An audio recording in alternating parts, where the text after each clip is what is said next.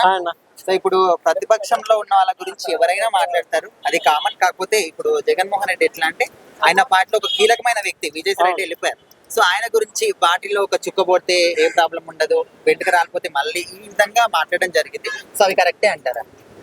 అంటే ఒక ప్రతిపక్ష నేత ఉండి ఆయన రిటర్న్ వచ్చేదో 2.0 చూపిస్తానని చెప్పడం జరిగింది జగన్ గారు. కానీ జగన్ గారు కూడా పరిపాలన మంచి చేశారు. కానీ ఆయన ఓడిపోవడం మెయిన్ కారణం ఇంకా తెలుసుకోవడం లేదు. ఎందుకంటే చాలా మంది ఆయన తోడున్న మంత్రులు బూతులు తిట్టడం వల్ల, ఫ్యామిలీ దాకా వెళ్ళడం వల్ల ప్రజలకి నచ్చలే. ఎందుకంటే పథకాలు గుడ్, ఇప్పటికి కూడా పథకాలు ఇవ్వలేదని చంద్రబాబు మీద విమర్శలు వస్తున్నాయి. కానీ అభివృద్ధి వైపు కూడా జగన్ గారు చూసింటే బాగుండు.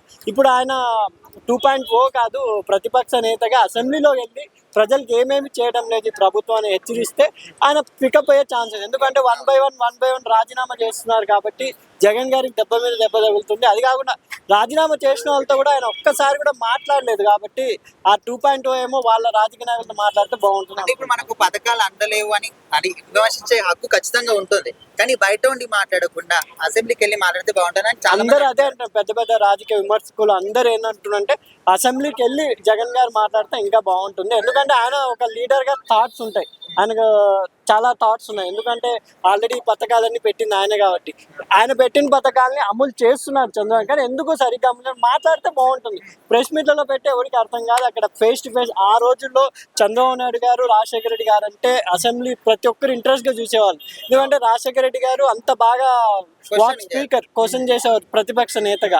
చంద్రబాబు నాయుడు సీఎం ఉన్నప్పుడు చంద్రబాబు నాయుడు కూడా అంతే ప్రతిపక్ష నేతగా రాజశేఖర రెడ్డి గారు ఉన్నప్పుడు ఇది ఒక సంప్రదాయం కాబట్టి ఆయన పాటిస్తే బాగుంటుందని. ఎందుకంటే జగన్ గారు ఇప్పటికీ ఆయన ఎందుకు ఓడిపోయారో తెలుసుకోవడం లేదు. ఇంకా డైలాగ్స్ ఎవరో రాసిచ్చారని పవన్ కళ్యాణ్ గారు అంటున్నారు. ఈయనకి ఎవరు రాసిచ్చారు 2.0 అంటే కొంచెం హాస్యపదంగా అవ్వకూడదంటే. ఎంతైనా మీరు ఆంధ్ర రాష్ట్ర మాజీ సీఎం కాబట్టి మీరు ఇంకా మంచి డెవలప్ అయ్యి అందరూ కూర్చుంటే ఆంధ్రప్రదేశ్ అభివృద్ధి చెందితే బాగుంటుందని నా అభిప్రాయం. అంటే ఇప్పుడు రాజశేఖర రెడ్డి గారు చనిపోయిన తర్వాత ఆ పార్టీలో ఉన్న మెయిన్ క్యాండిడేట్ ఎవరంటే ఖచ్చితంగా విజయసాయి రెడ్డి గారు. సో అలాంటి ఒక మెయిన్ పిల్లర్ పోయినప్పుడు బాధపడే స్థితి పోయి ఈ విధంగా మారడం కరెక్ట్? అదే చెప్తాను. వెళ్ళి విజయసాయి రెడ్డి గారితో కానీ మాట్లాడి ఇప్పుడు అందరూ బొత్స సత్యనారాయణ గారు కూడా వెళ్ళిపోతున్నారు అని చెప్తున్నారు. ఆయన కూడా ఒక ఇప్పుడు వాళ్ళ డాడీ టైం నుంచి ఉన్న మనిషి. వీళ్ళంతా సీనియర్ వాళ్ళంతా 1 by 1 వెళ్ళిపోతే వైసీపీ ఇంకేమి ఉండదు.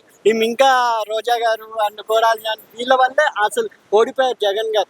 వాళ్ళు నీట్ గా ఉంటే ఈరోజు జగన్ గారు కూడా సీఎం గా చూసే వాళ్ళు అర్హత ఉండేది. కానీ అది తెలుసుకోకుండా ఆ మంత్రుల్ని ఖండించకుండా ఇంకా వాళ్ళతోనే పోతున్నారు. చూడాలి, ప్రజలు ఆల్రెడీ రిజల్ట్స్ లో చూశారు. ప్రతిపక్ష నేతకు కూడా ఆయన సక్సెస్ అయితే రాబోయే రోజుల్లో ఆయన మళ్ళీ సీఎం అయ్యే ఛాన్స్ ఉందని నా అభిప్రాయం.